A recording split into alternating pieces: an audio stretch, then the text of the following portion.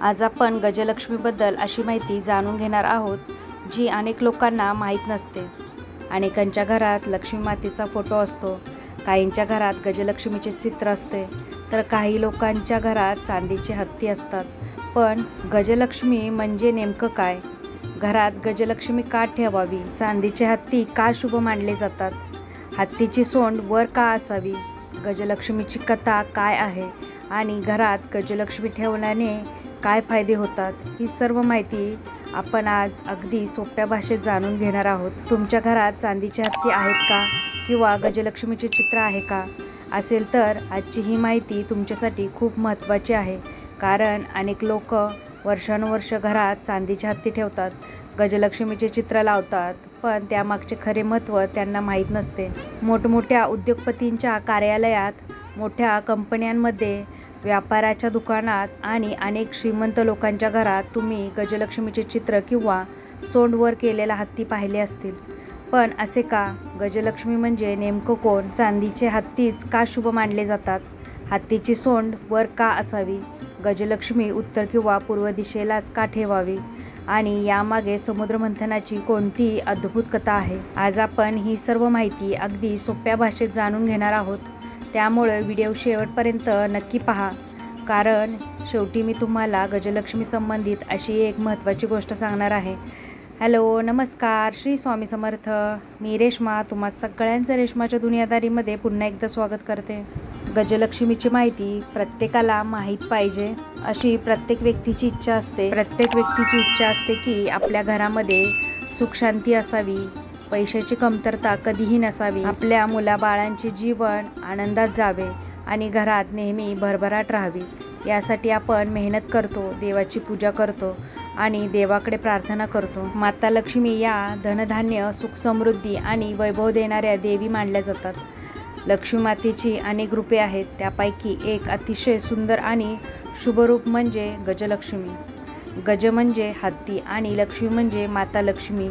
ज्या रूपात माता लक्ष्मीच्या दोन्ही बाजूला हत्ती उभे असतात आणि ते त्यांच्यावर पवित्र जलाचा अभिषेक करतात, त्या रूपाला गजलक्ष्मी असे म्हणतात. आता गजलक्ष्मीची कथा जाणून घेऊया. धार्मिक कथेनुसार एकदा देव आणि दानव यांनी अमृत मिळवण्यासाठी समुद्रमंथन केले. समुद्रमंथनातून अनेक दिव्य वस्तू बाहेर आल्या. कामधेनू गाई, कल्पवृक्ष, चंद्र, ऐरावत हत्ती आणि इतर अनेक दिव्य वस्तू प्रकट झाल्या. त्यानंतर माता लक्ष्मी समुद्रातून प्रकट झाल्या. माता लक्ष्मी प्रकट होताच सर्वत्र आनंदाचे वातावरण निर्माण झाले. त्यावेळी 4 दिव्य हत्ती सोन्याच्या कलशातून पवित्र जल घेऊन माता महालक्ष्मीचा अभिषेक करू लागले. हे रूप अत्यंत शुभ मानले गेले. तेव्हापासून माता लक्ष्मीच्या या रूपाला गजलक्ष्मी असे नाव मिळाले. गजलक्ष्मीशी संबंधित आणखी एक सुंदर कथा सांगितली जाते. खूप वर्षापूर्वी स्वर्गलोकात देवराज इंद्र यांचे राज्य होते. स्वर्गात सर्वत्र सुख, शांती, वैभव, संपत्ती आणि आनंद होता. देवांकडे कोणत्याही गोष्टीची कमतरता नव्हती. माता लक्ष्मीची कृपा स्वर्गावर सदैव होती, त्यामुळे सर्वत्र भरभराट आणि आनंद होता. एकदा एक महान ऋषींनी देवराज इंद्रांना दिव्य फुलांची माळ भेट दिली. ती माळ अतिशय पवित्र आणि शुभ होती. ऋषींनी ती मोठ्या आदराने इंद्राला दिली. पण त्या काळात इंद्राला आपल्या शक्तीचा, पदाचा आणि वैभवाचा गर्व झाला होता. इंद्राने त्या माळेचा योग्य सन्मान केला नाही. त्यांनी ती माळ आपल्या ऐरावत हत्तीच्या सोंडेवर टाकली.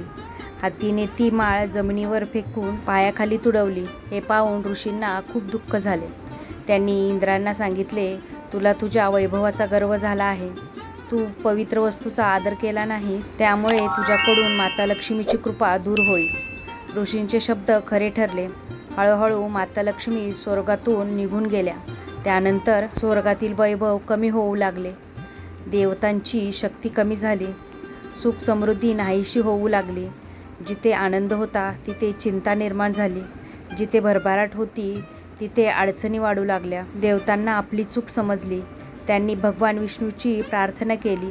तेव्हा भगवान विष्णूंनी देवतांना समुद्रमंथन करण्यास सांगितले.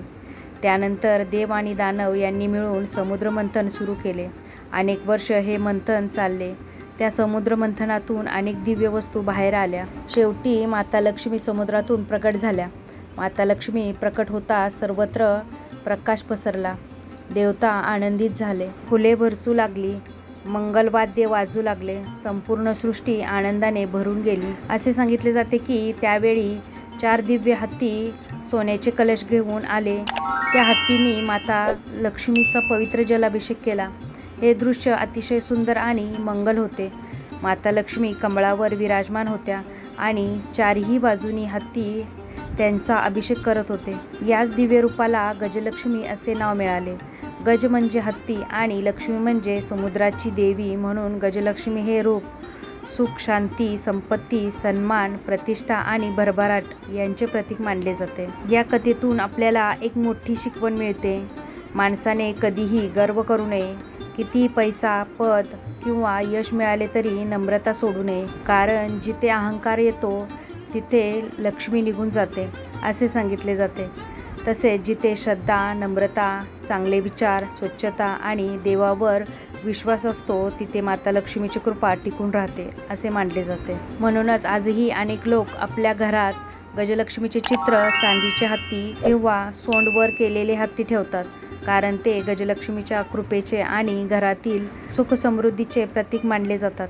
तेव्हापासून माता लक्ष्मीच्या या रूपाला गजलक्ष्मी असे नाव मिळाले. गजलक्ष्मी हे केवळ धनाचे प्रतीक नाही, तर सुख, शांती, सन्मान, भरभराट आणि आनंदाचे प्रतीक मानले जाते. मंडळी, अनेक मोठ्या कंपन्या, उद्योगपती, व्यापारी आणि मोठ्या घरांमध्ये देखील गजलक्ष्मीचे चित्र किंवा हत्तीची मूर्ती ठेवलेले दिसतात, कारण त्यांचा विश्वास असतो की गजलक्ष्मीचे रूप शुभता, प्रगती आणि समृद्धीचे प्रतीक आहे. आपणही आपल्या घरात गजलक्ष्मीचे चित्र ठेवू शकतो. तसेच चांदीचे, पितळेचे, मातीचे किंवा संगमरवरी हत्ती देखील ठेवू शकतो. अनेक जण विचारतात की चांदीचे हत्ती का जास्त शुभ मानले जातात. धार्मिक मान्यतेनुसार चांदी ही माता लक्ष्मीशी संबंधित धातू मानली जाते. चांदी शुद्धता, शांतता आणि मंगलतेचे प्रतीक मानले जाते. म्हणूनच चांदीचे हत्ती अधिक शुभ मानले जातात. विशेष म्हणजे हत्तीची सोंड वरच्या दिशेला असावी असे सांगितले जाते. वर केलेली सोंड ही प्रगती, यश, आनंद आणि शुभतेचे प्रतीक मानले जाते. म्हणूनच अनेक लोक सोंड वर असलेली चांदीचे हत्ती देवघरात, तिजोरीजवळ किंवा घराच्या शुभ ठिकाणी ठेवतात. गजलक्ष्मीचे चित्र किंवा हत्ती उत्तर किंवा पूर्व दिशेला ठेवणे शुभ मानले जाते. उत्तर दिशा धनाची दिशा मानली जाते, तर पूर्व दिशा सकारात्मक ऊर्जेची दिशा मानली जाते. त्यामुळे या दिशांना गजलक्ष्मी ठेवण्याची प्रथा आहे. पण मंडळी, एक गोष्ट लक्षात ठेवा, प्रत्येकाची आर्थिक परिस्थिती सारखी नसते. काही लोक चांदीचे हत्ती आणू शकतात, काही पितळेचे आणतात, काही मातीचे किंवा संगमरवरी आणतात आणि काही लोक फक्त गजलक्ष्मीचे चित्र ठेवतात. देवासाठी वस्तूची किंमत महत्त्वाची नसते, तर भक्ती आणि श्रद्धा महत्त्वाची असते. मनापासून केलेली प्रार्थना हीच सर्वात मोठी पूजा असते.